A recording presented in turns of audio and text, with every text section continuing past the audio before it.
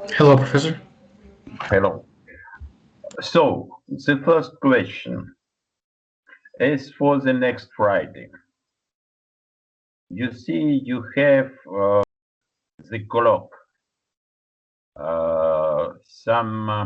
something like an examination, theoretical part. So, what I can propose you, if you want. So, we start at 3 p.m. At 3 p.m., I will give you the questions, and you will have 30 minutes to prepare. And then at 15:30, we will start. Agree? Yeah, for me it sounds good. And Yeah, for us, yeah, for me it's also right. because it is difficult for you for the first time, so I think that it will be better like this. So mainly, you see, it will be, I say one question, but if you want a better note, a better mark, then we can discuss after this first question. Maybe I will ask another question. Uh, do you understand the method? Valentina, do you understand the method? Mm, Or not? not that No. much. I didn't quite understand. So the idea, you have a question from your program. Do you know the program? Your Yeah. lecture have to send you. So you have the first and the main question, theoretical question from your program. Then we will see is your answer is good or not so good or is bad. So you see, maybe we will need another question to put. Mhm. What question? In this case, I can take an equation from your program. Maybe an exercise, short, short exercise. You see?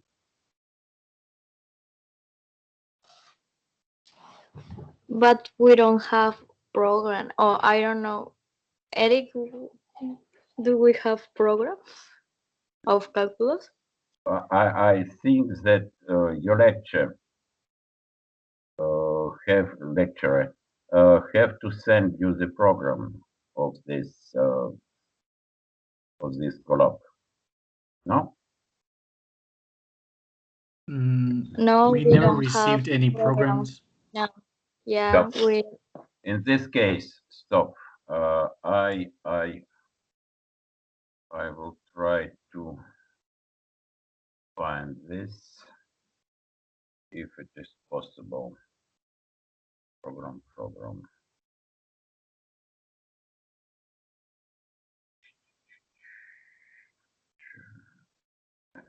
Excuse me.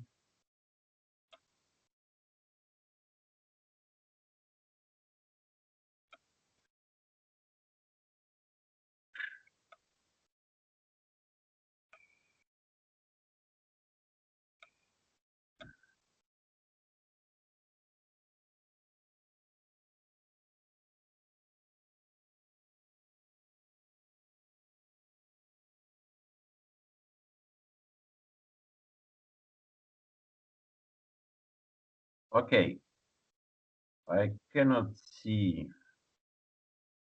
I will send you today. Okay, Okay. Okay. I will send you the program today because uh, it seems to me it have to be in the download. It, but I do not see production. Leon? Can you please check in the chat if that's the program? Yes.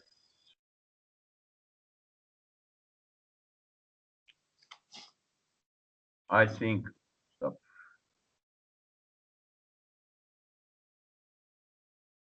Yes, I think it's exactly like this. It's exactly like this. Why I cannot see it. 18 questions. Yes.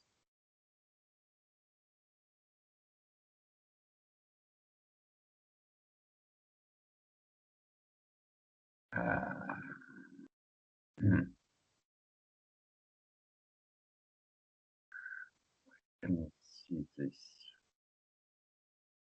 So, give me just a moment.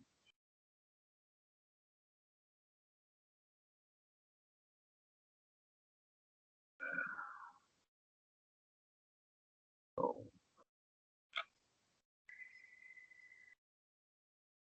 it's a picture, it's not a file.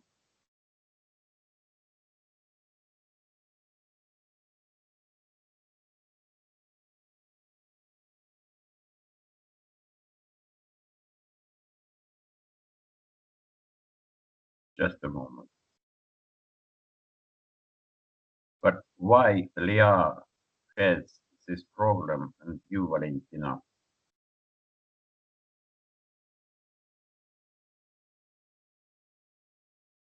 I don't know.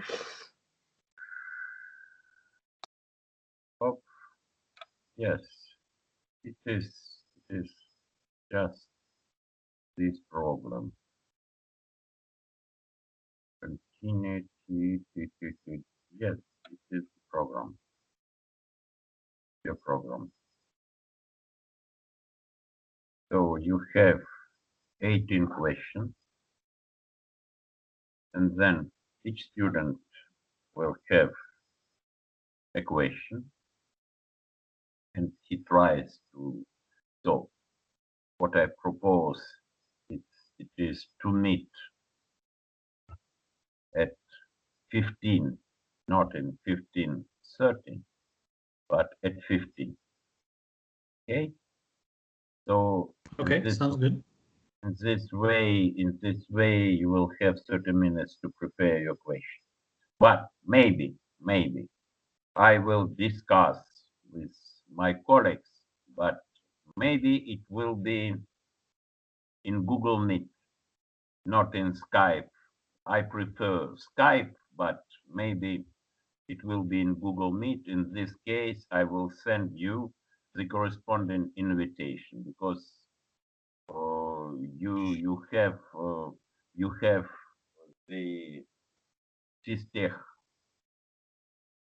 mails, so you can use them to join our meeting in Google Meet. Okay. And when will be it? The invitation 1 day before, Valentina. Okay. But when is the control or this thing? So it will be on Friday. I repeat, at 15 we can meet in Skype, for example, or if there will be another colleague to help me because we have 19 persons. So maybe we will meet in Skype. Maybe maybe not. It will be. I will see. I don't know for the moment. So either Skype or Google Meet.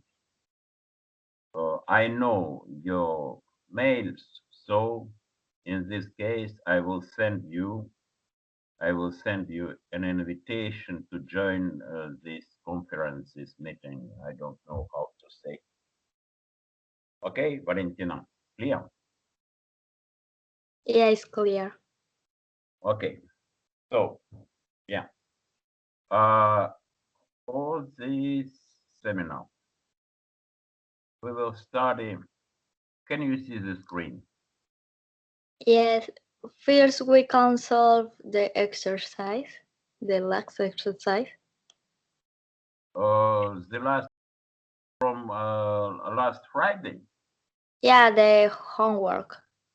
How- You see, Valentina, we can, if we do our work in time, then we can discuss our exercise. Okay. Okay, okay. So continuity of functions. I hope that you know from your lectures some definitions of continuity. So as for this colloque, maybe you can use these slides also. So I will start by Heine definition of continuity, and then we will make use also of Cauchy definition of continuity, and it will be also the third definition of continuity.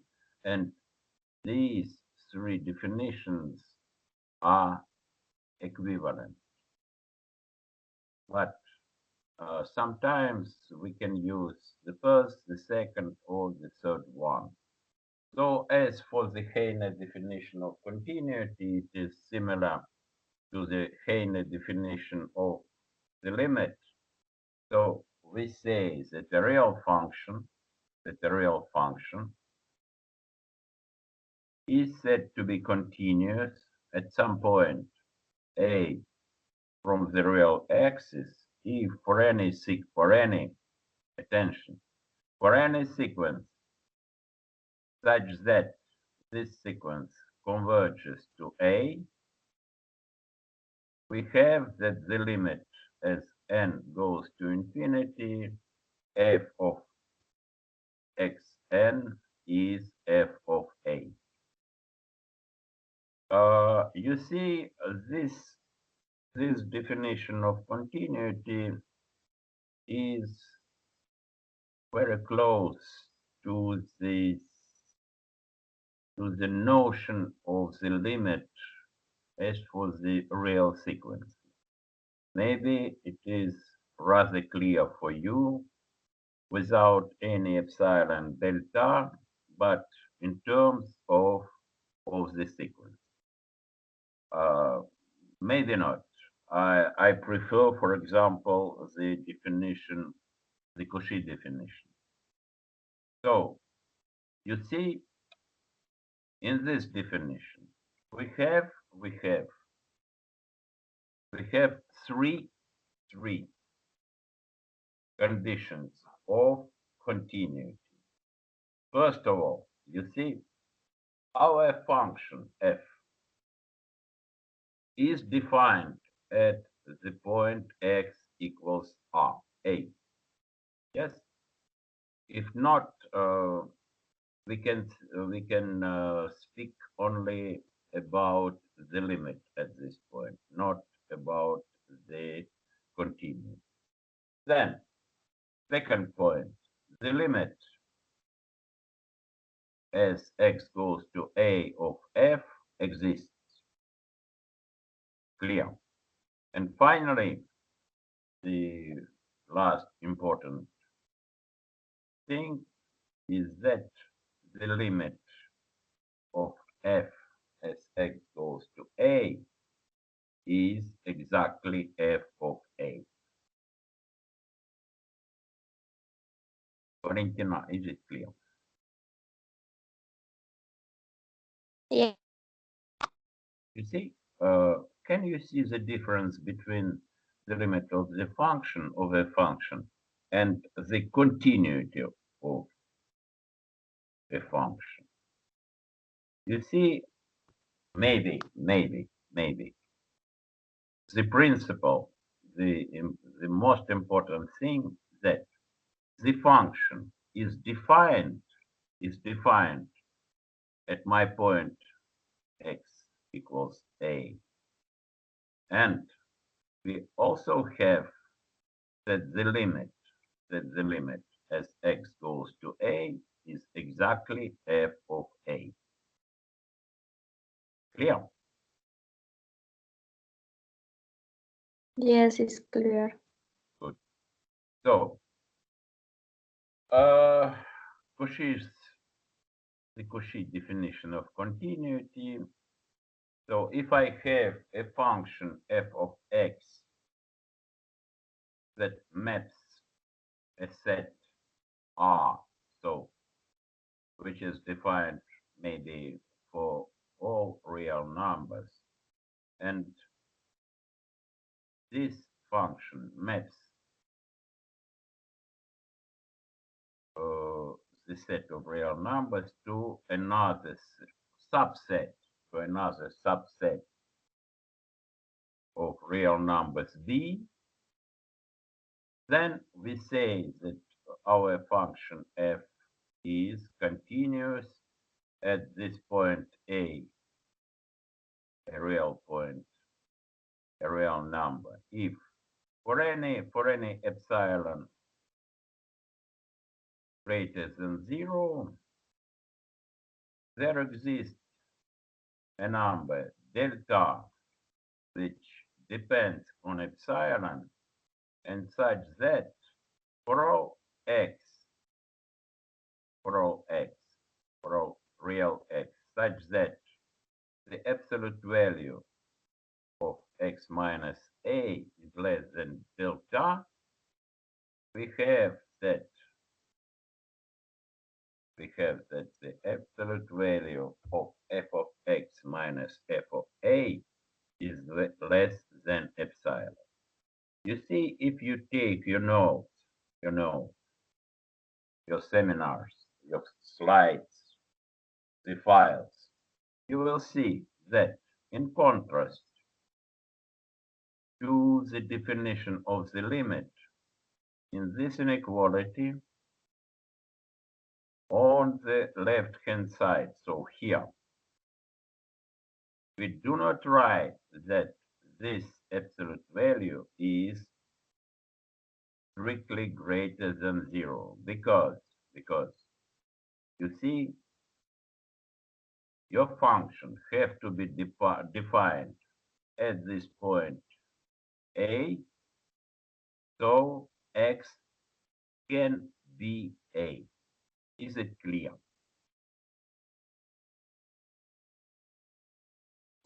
Yes, it's clear. As for the limit, you see the limit. As for the limit, we cannot say that our function is defined for x equals a. So we are dealing with the so-called dilated neighborhood. You see, in this case, we can take x equals a. So we do not need the second inequality that this absolute value is strictly greater than 0. Clear, Eric? Yes, it's clear. Good. So now, the so-called definition in terms of differences of independent variable and function. So it is exactly the same thing as we have seen, because you see here we have something like the notation, for our limit here. You see, so if I take the difference between my function f at some point a plus delta x, where delta x is x minus a minus f of a, this difference is called delta y. So if delta x goes to 0, So the difference you see, like here, for example, oh, like here, for example, then you will have the limit which is 0. Clear? Yes, it's clear. It's clear. Very good. So now, as we see in this slide, that all the definitions of continuity are equivalent as for the set of real numbers. Finally, we will also make use of the continuity on a given interval. So if my function f is continuous at every point of some interval, we will say that this function is continuous on this interval. So I think here no problems. Agree? Yeah, I agree. Now, as in the case of the limits, we have the theorem, continuity theorem. So if we have two functions, f and g, which are continuous at some point x equals a, and c, capital C, is a constant, then the function c times f is continuous at the point a. The sum and the difference f plus minus g is also continuous at this point. Finally, the product of the functions is also continuous at this point. Finally, the quotient of the functions f over g is continuous at x equals a if we assume that the limit of my function g at the point a is not 0. So exactly like in the limit theorems, exactly like in the theorems, in the limit theorems, the main properties of the limit. Same thing. Valentina, you have a question or something? No? No. You've sent a message, no? Yes, for is a mistake. No problem. Excuse me. Well, okay. So now,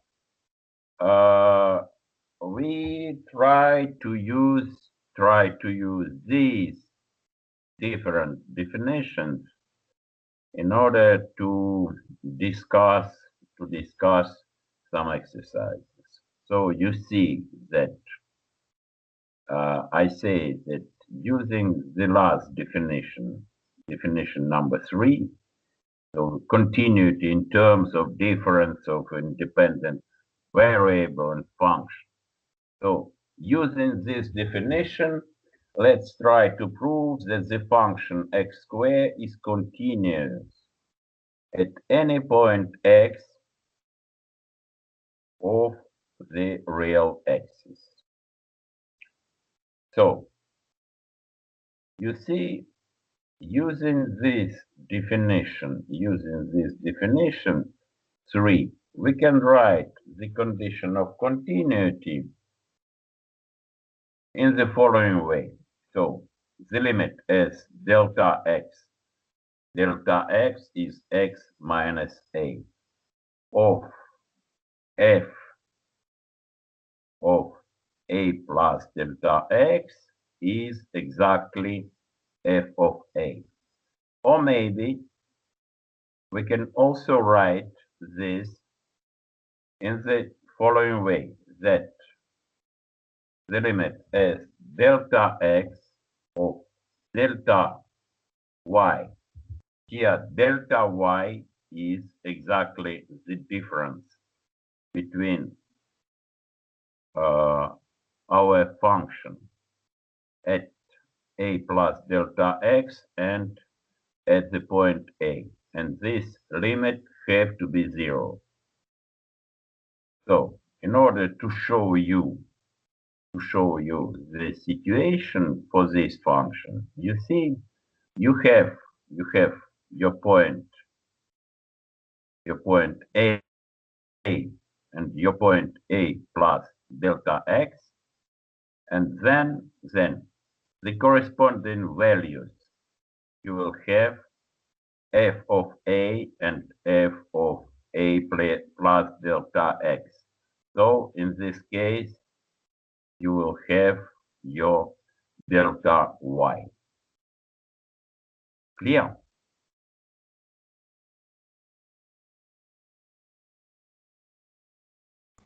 Yeah, it's clear. Valentina, is clear? Can you explain one more time? I don't understand. You see, yes. Excuse me. You see, I say that what do we want in fact? In fact, we want that if I take the difference between x and a rather small, I say that this difference, you see, this difference, x minus a goes to 0. Then I have to have that the difference between the values of my function at the point a plus delta x and at the point a, which is denoted by delta y, and this limit have to be 0. So you see, I take 2 points, a, yes, and a plus delta x. So this difference is denoted by delta x. Yeah. Yes, it's clear now. Now, you see, as for the values of our function, at the point a, you have the value, some value f of a, and at the point f of a plus delta x, you have another value. So in this case, this delta y will be the difference between these two values. Clear, Valentina? Clear. Good. Yeah. So it's the picture for you. So what do we have? In fact, we have at this point a, we have that f of a is a square because our function is x squared, and you will have that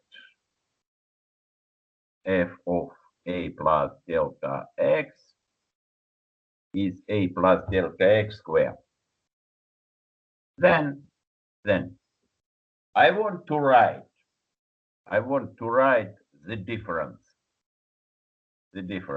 delta y, which is, we know, which is f of a plus delta x minus f of a. You see? So I write that it will be a plus delta x square minus x square, or minus a square. Agree?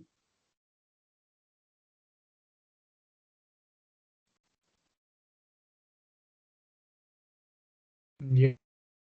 Yeah, I agree. Agree. Good. So this difference is then 2a.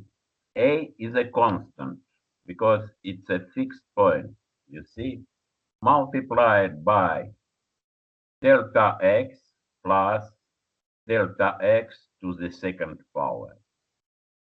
So you see that if delta x goes to 0,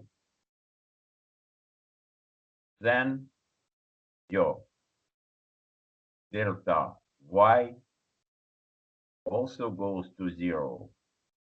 This means that this limit is 0. Agree? Agree. Agree? Yeah, I agree. Valentina, agree? Yeah, agree. Onya? Yeah, Onya, Yes, it's clear. clear. Yeah. So now, you see, we have another example, more complicated, but with the same ideas. You see, let us prove using this definition 3. I will not repeat. You can see in the slide. Let us prove that the function secant x is continuous at any point a of the real axis except the points where cosinus of x is 0. It is clear when our cosinus x is 0, our function is not defined. So by the definition, you see, I write here the definition of my second function, 1 over cosinus x, and it is defined for all real numbers x except the points x equal pi over 2 plus k pi, where k is 0 plus minus 1 plus minus 2 and so on, where our cosine function is 0. So here we have the domain of our function, of our second function. Agree? Agree. I agree. Agree. So as in the previous exercise, we have the differential. Okay, I will say the differential, but you have delta x as x minus a, and we want to find the difference of f of a plus delta x and f of a, our delta y. So you see, we start. We have that this difference, as in the previous exercise, will be sec of x plus delta x and sec of x. So I know the definition of the second function. I write that it will be 1 over cosinus of x plus delta x and 1 over cosinus x. I hope it's clear. Then we go to the common denominator in order to have in the numerator the difference cos x and cos of x plus delta x. And in the denominator, we have the product of these two functions. So if we use the trigonometrical formula for the difference of two cosinus functions, you will have in the numerator the following expression. So the product of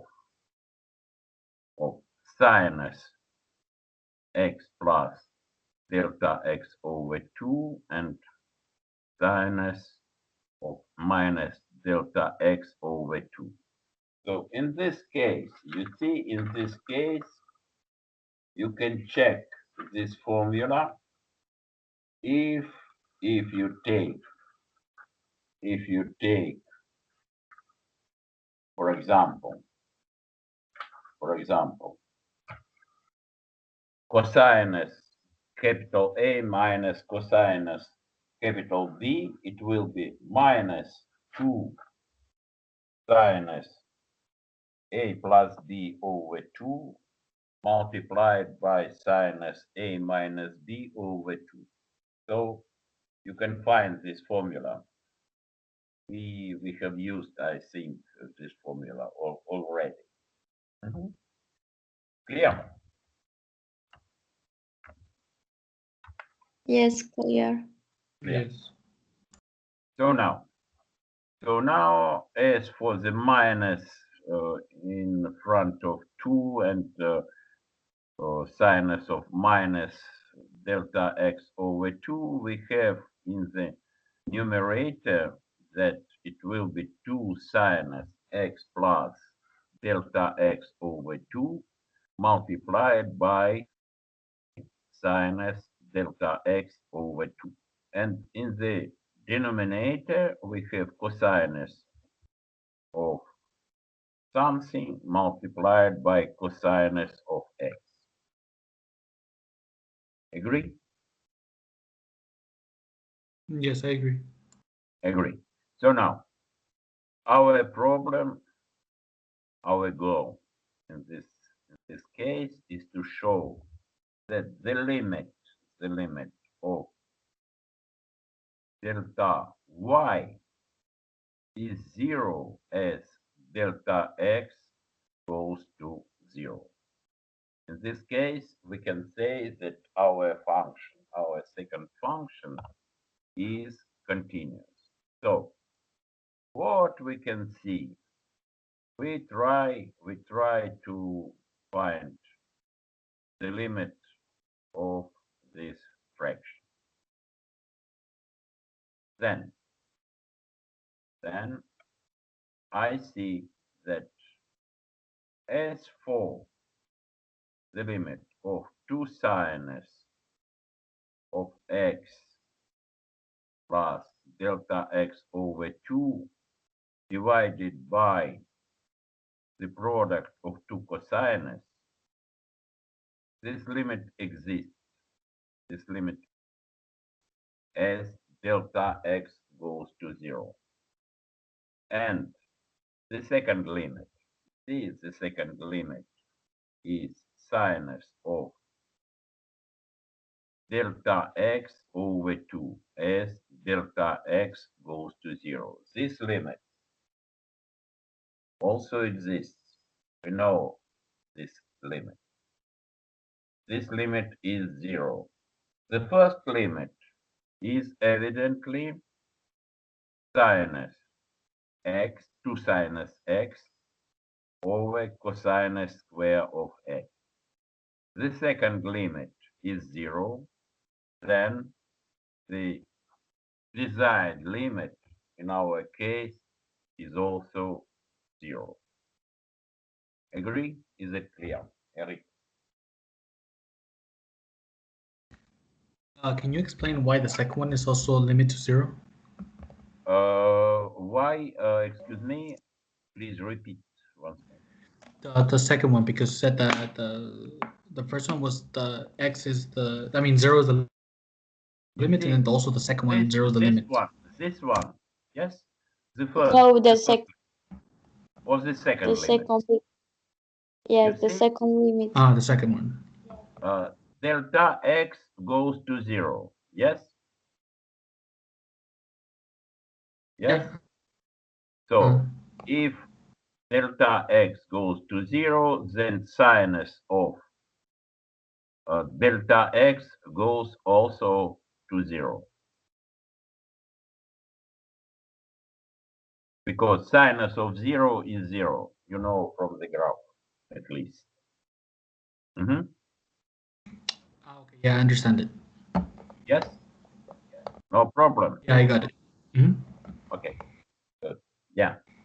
So you see, we can say the conclusion in this for this exercise that this result is valid for all x except the roots of cosinus function.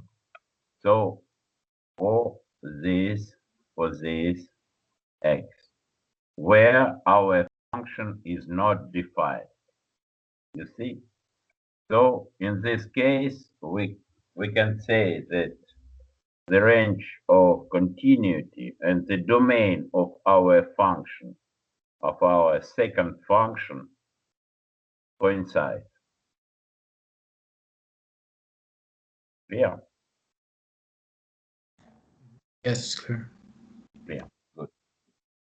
Good. Then,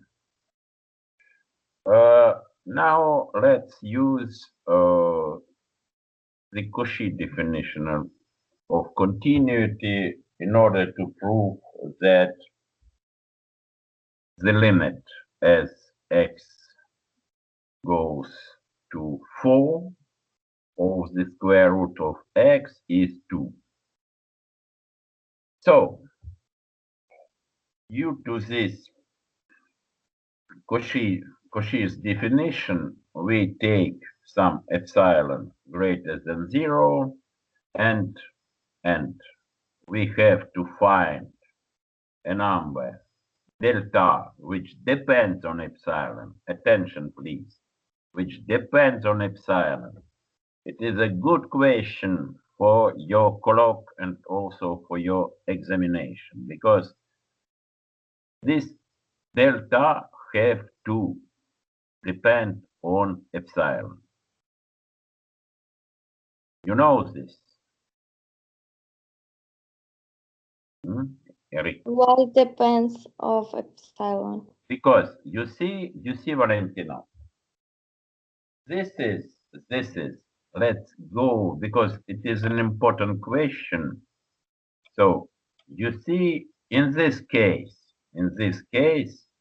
the difference between a and a plus delta x, in fact,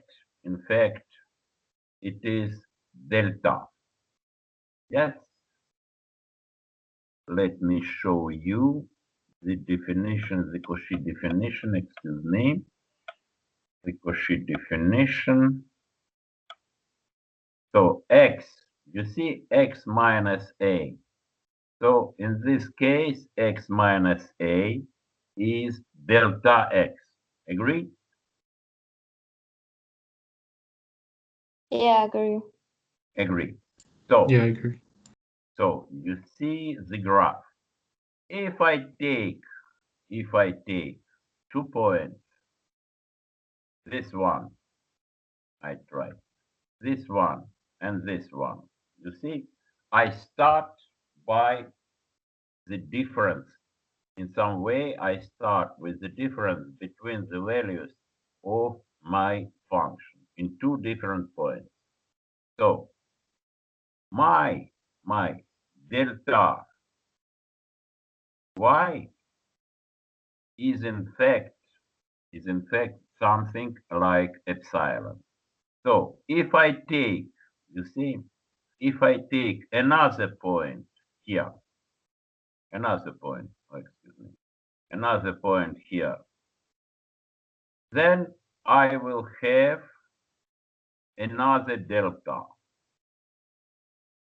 So near the point f of a, I can take some points, and then I will have the interval for my values of x. So if I take some epsilon here, then I will have my delta here. Is it clear? Yes, it's clear. Really? Yeah, it's clear. Because Yeah, it is really an important thing in order to understand the limit and the continuity and so on and so on. So it's clear, no problems. So it's clear. Yeah. okay. So you have to remember, if we take in these definitions of the limit, or in the definition of continuity, if we take first some epsilon, then we have to find a number delta which depends on epsilon, and in this case, you see, we have to find this delta such that for all x, we will have the absolute value of x minus 4 is less than delta. And in this case, if I take some epsilon, I can find, for the moment, I hope that we can find some delta, but in this case, you will have, due to our Cauchy definition, that the difference, the absolute value of f of x and f of 4 is less than epsilon. And in terms of our function f, it will be the absolute value of square root of x and 2. You see? So let us rearrange our inequality for the square root for square root of x minus 2 for the absolute value. Due to the definition of the absolute value, we can write that square root of x minus 2 is less than epsilon and is greater than minus epsilon. Okay? Agree?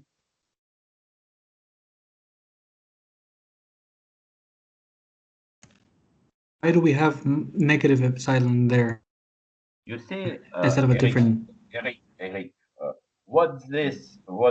If I have any inequality, absolute value of A less than epsilon, for example, yes, then your A is between minus epsilon and plus epsilon. Because, for example, the absolute value of A can be positive or negative. You don't know. So, for example, 5 is the absolute value of 5 is less than epsilon, you see? And minus 5, absolute value of minus 5 is also less than 5. But you don't know, you have no information about the sign of this difference. So at least you have to write that the argument of this absolute value is between minus epsilon and epsilon. Agree? Yeah, I understand that. You understand? Valentina, clear? It's like an interval for epsilon, yeah? In the Yes, function. yes. You see, you have to remember the definition of the absolute value of A. The inequality, absolute value of A less than epsilon means that A is in the interval between minus epsilon and plus epsilon. Mhm. Yes, it's clear. Onya, clear? Oui, c'est clair. C'est clair? Merci. Oui. Michael, are you here? Yes, I'm here. Agree? Mhm. Is it clear for you? I'm understanding so far. Okay, très bien. So, if we have this inequality for square root of x minus 2 between epsilon and minus epsilon, then we have that the square root of x is between epsilon plus 2 and 2 minus epsilon. Agree? So, in this case, we add 2 to 3 parts of our inequality. You see? From this inequality, we pass to the following one. Agree? Agree. Yeah, agree. So then, you see, in fact,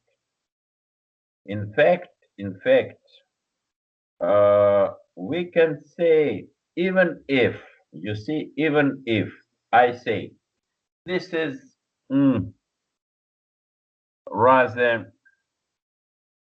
rather strange thing maybe for you, but in fact, we are looking for small values of epsilon.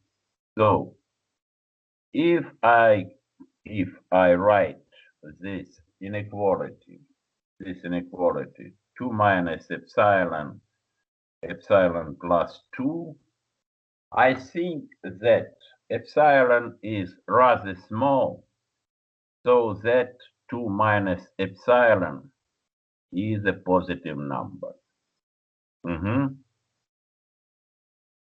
So in this case, you see, as for this Cauchy's definition,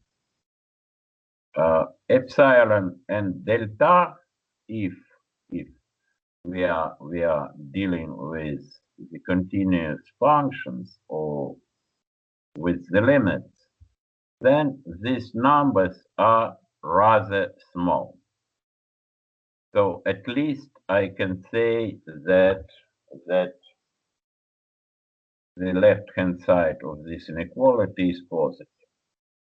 So you have something positive on the left-hand side and something positive on the right-hand side. Then we take square in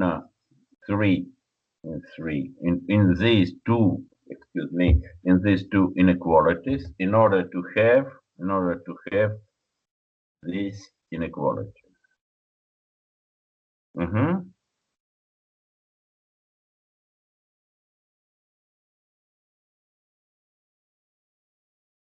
Yes, it's very clear.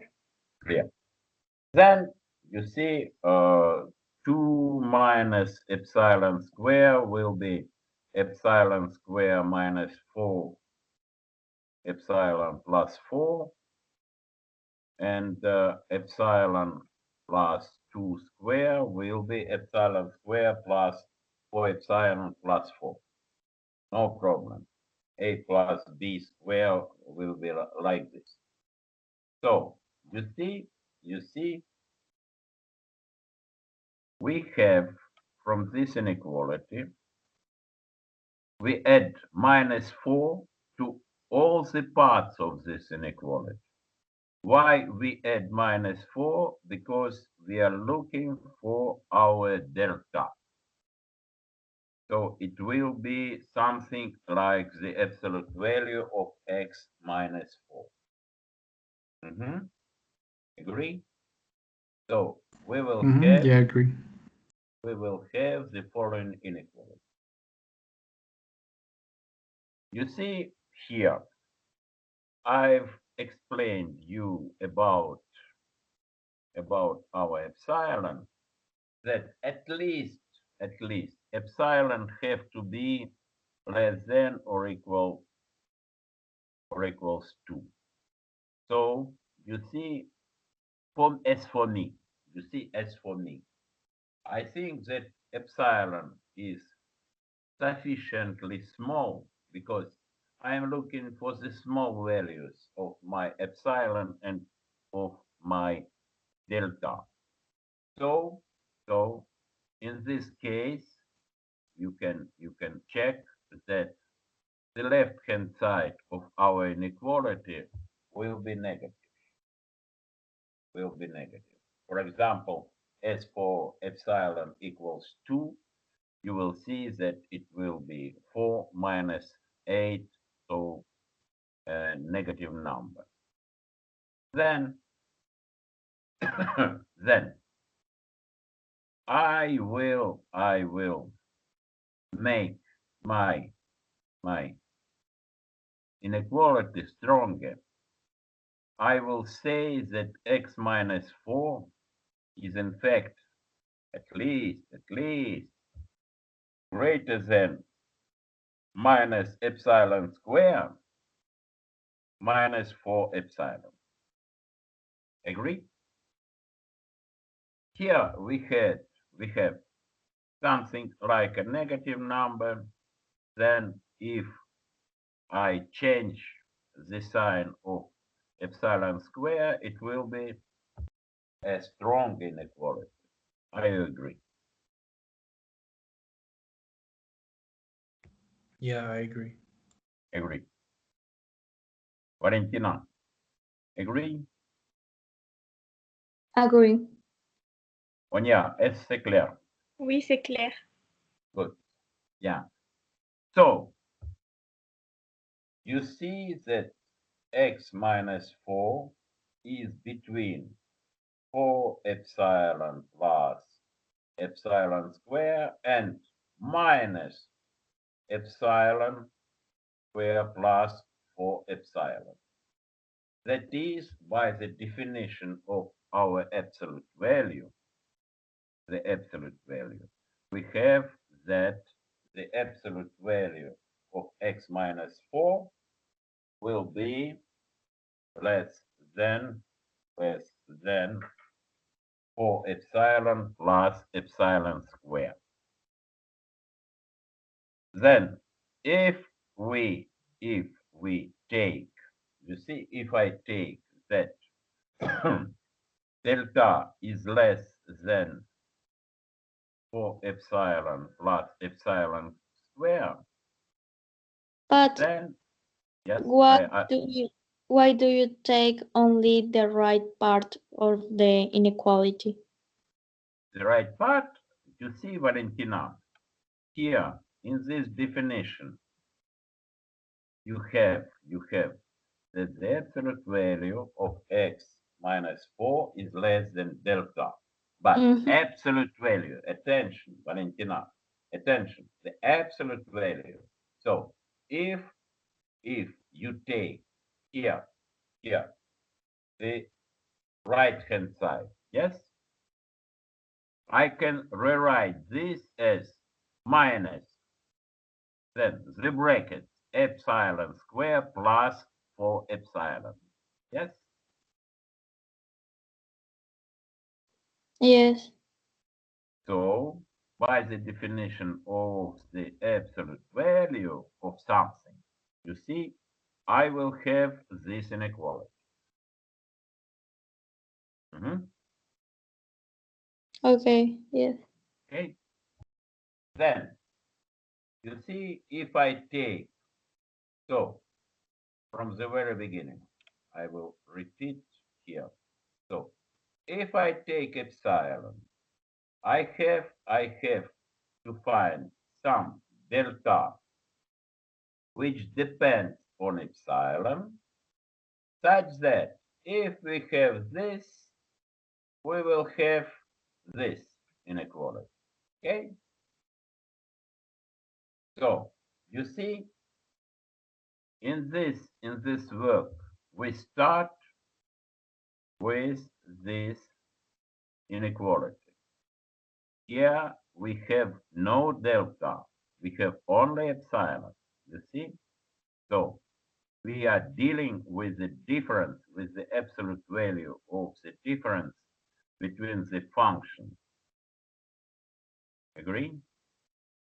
Then we find that if I take delta like this, you see, here, I take epsilon, and then I can find delta. I take another epsilon, I will have another delta. You see? Then due to our work, we will have that the absolute value of f of x and 2 is less than epsilon. And by the Cauchy definition, this means that we have our desired limit.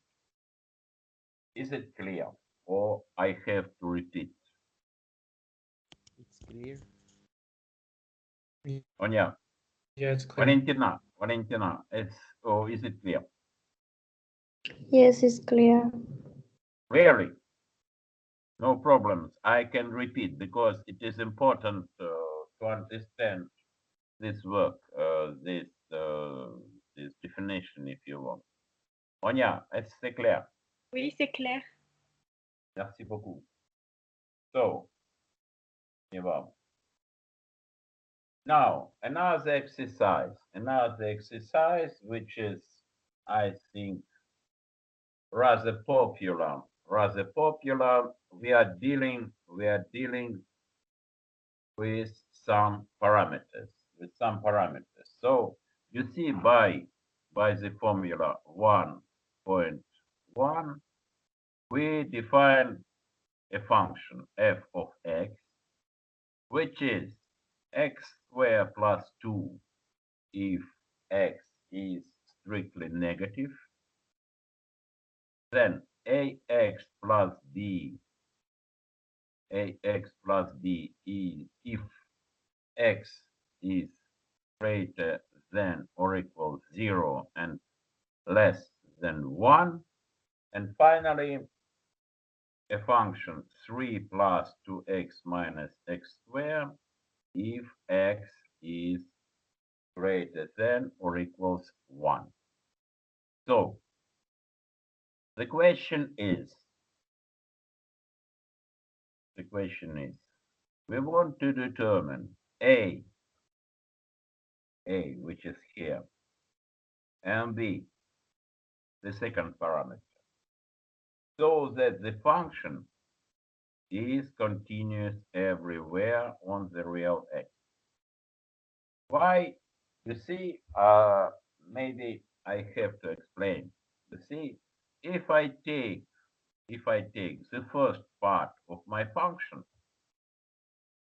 for x strictly negative, you see, there is no problem. This function is known as a continuous function, the polynomial function. No problem. Then, if I have the interval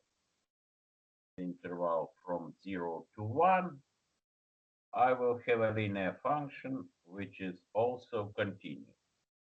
And finally, if I take x greater than or equals 1, I will have another polynomial function which is also continuous. So you see the problem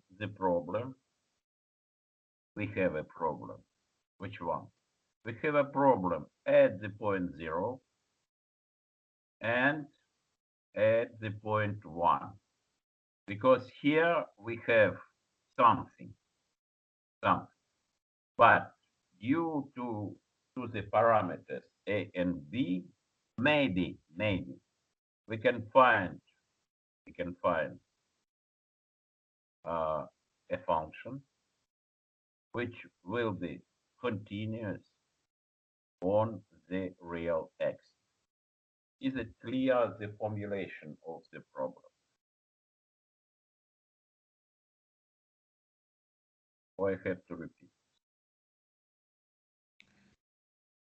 Can you repeat it one more time? I didn't really understand exactly. So you see, Eric, as for any part of my function f, you see, first one, second one, and the third one, these parts are continuous at the corresponding sets of your real x. Agree? This one, and this one.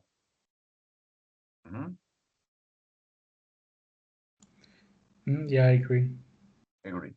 But you see, as for the point 0, you see, at the point 0, on the left, you have something like x squared plus 2. And on the right, you have ax plus b. So for some values of a and b, you have a discontinuity at the point 0. And the same thing you will have for the point 1. You see? So our problem, or the question, I want to find the parameters a and b such that my function f will be continuous everywhere in the real x. Clear or not? Yeah, I understand it now. I got it. Valentina, clear? Yes, I got it.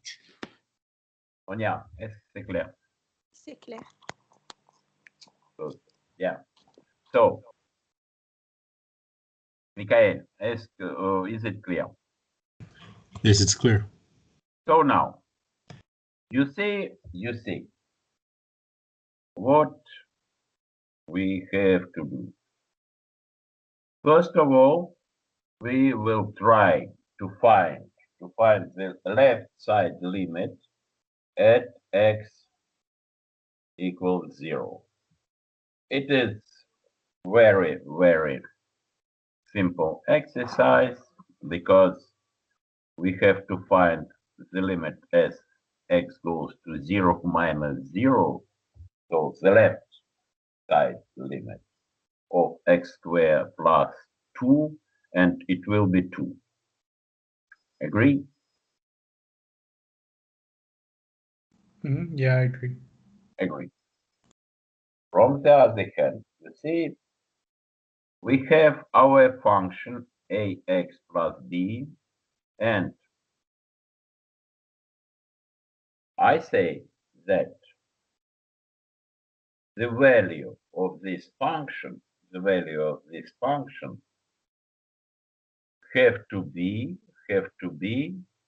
2 also, because the left side limit and the right side limit have to coincide if this function is continuous. Okay?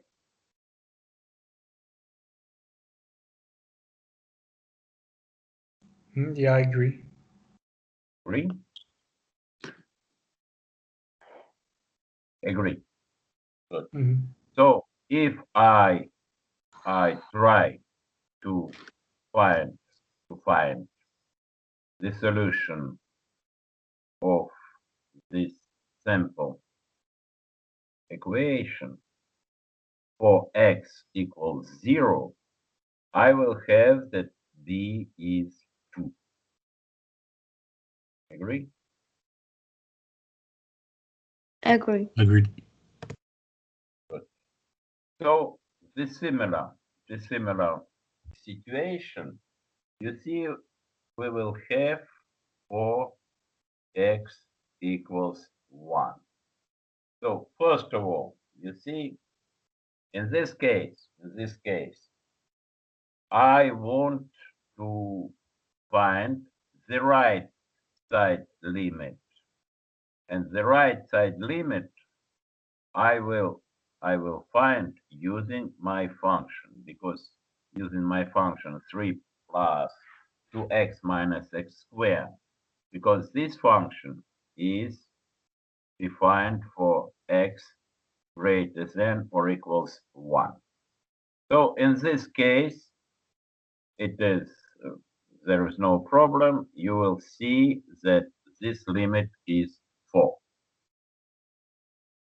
Agree? Yeah, I agree. Onya, Yes. tu es d'accord? Oui, d'accord. Merci. Très bien. So you see that ax plus 2 at the point x equals 1 have to be 4. Then we can find that a is 2. So we have two values, a and b. A is 2 and b is also 2. In this case, we see that our function f of x given by 1.1, it will be continuous everywhere on the real x. And this function is given this graph. You see, if you take another value of a and b, this function, this linear part will give the discontinuity, two discontinuities at 2 points, 0 and 1. Is it clear? Yes. Yes, it's clear. Yes, Professor. Thank you. So now the next exercise, and then we will have a break. So the question is, we have a function like in the previous situation, which is defined for x less than -1 as cosinus of 2 pi x minus a, and for x greater than or equals -1 as x cubed plus 1. So you see, as for if I take the first part of the function, the first part of my function f of x, this function cosinus will be continuous for all x less than -1, or if I take x greater than or equals -1, it will be also continuous. But we have a rather sophisticated function, which is combined by two different functions. So our problem is at the point -1. And the question is, if this function is continuous, what is the value of a? A, in this case, is a parameter. Is it clear, the formulation of our problem? Yeah, everything's clear. Yes, Exactly like in the previous situation. You see, in this case, we have an only one parameter, but okay, why not? So, you see, we have to calculate the left hand and the right hand limits at the point x equals -1. So, as for the left hand limit, it is clear that it will be the limit as x goes to -1 -0 left hand. So it will be cosinus of -2 pi minus a, and then it will be cosinus a. The trigonometrical formula you can find on the web, no problem. I hope. Agree? Yeah, I agree. Yeah, I agree. Mikhail, agree? Yes, I agree. Thank you. So the right hand limit. So in this case, you see, I have to use my function x cubed plus 1. So if I take the limit as x goes to -1 plus 0, I will have 0. I agree with this. Yes. Yeah, I agree. yes, Très bien. So you see, we know that the function is continuous, or in this case will be continuous at this point -1 if my left hand and right hand limits coincide.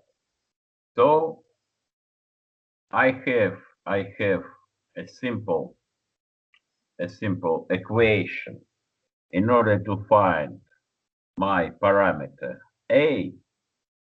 Cos a is 0.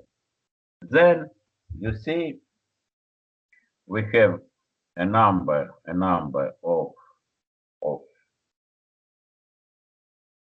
a pi over 2 plus pi n, where n belongs to the set z. So it can be plus -1, plus -2, and so on. Is it clear? Yeah, it's clear. Good. So now 10 minutes break, and then we try to continue. Okay? Okay, sounds perfect. Good. See you.